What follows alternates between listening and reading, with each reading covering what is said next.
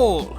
Viking fans around the world raised a toast last week when Assassin's Creed Valhalla was officially revealed as the next title in Ubisoft's sneaky stabby series. Having followed several leaks in previous months, the arrival of Vikings in Assassin's Creed was a surprise to almost no one, but still a welcome setting for the game.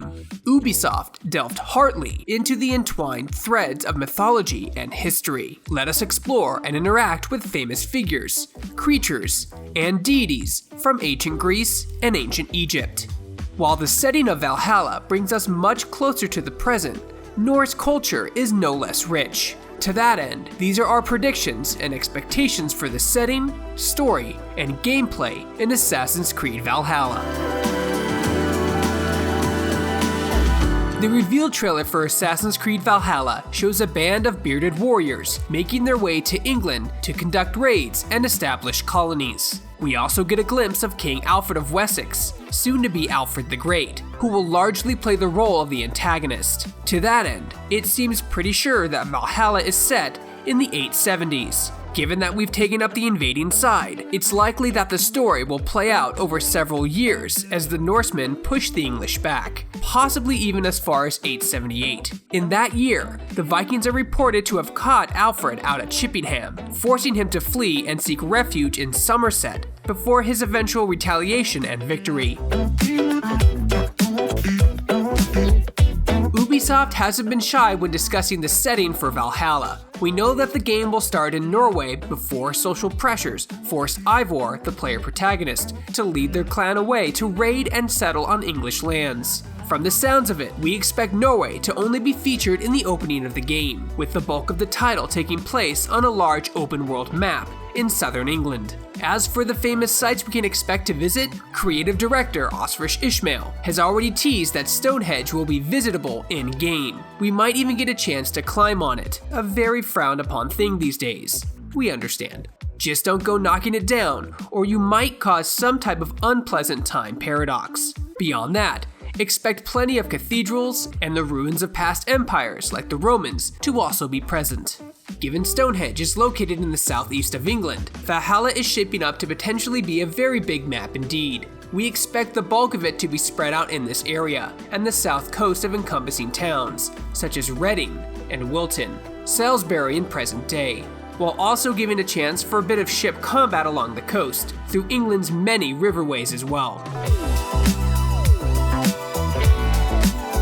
If Origin and Odyssey are anything to go by, Ubisoft won't shy away from getting stuck in with the rowdy pantheon of Norse gods. Those who took 2018's God of War for a spin will have been given an introduction to several classic faces, such as Odin, Thor, Magnus, and Modi. But given we're on the side of the Vikings, expect them to be shown in a much more favorable light here. Odin was famous for spreading the eyes of his ravens across the land, offering plenty of opportunity for collectibles. But it's the potential of the Norse sagas, such as Thor and Loki's journey into Jotunheim, that have us far more interested. Characters like the World Serpent, or Fenrir, the monstrous wolf, could be fearsome creatures to encounter. Ubisoft wants to integrate the gods directly into the world per Nordic beliefs of the time, which means we could see them integrated into battles through powers or summoning capabilities. But don't expect to see these mighty beings wreaking havoc on the battlefield. Assassin's Creed is a far more grounded setting than God of War after all.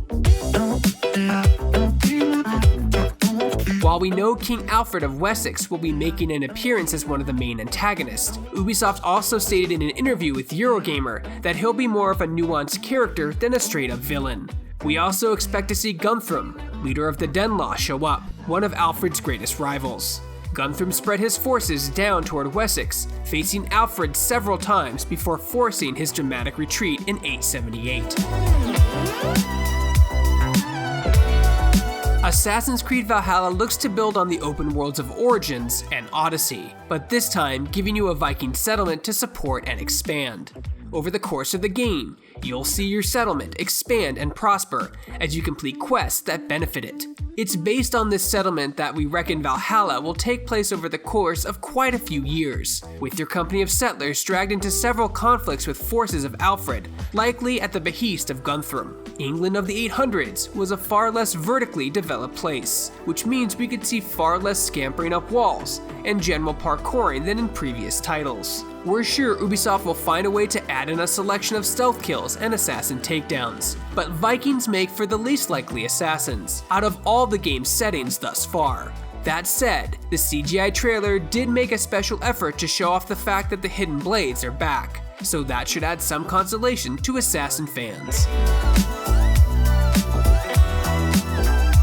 Yes, much as players continue to grumble about it, Assassin's Creed Valhalla will continue to include present-day connections, continuing Layla's story from Origins and Odyssey. This time, Ubisoft is promising new approaches to the modern story, though we know little about what that means. The Assassin's Creed games have always struggled with their connection to present day, but with each new release offers a chance to improve on the approach, and we're keeping our fingers crossed that Valhalla will offer the best approach yet.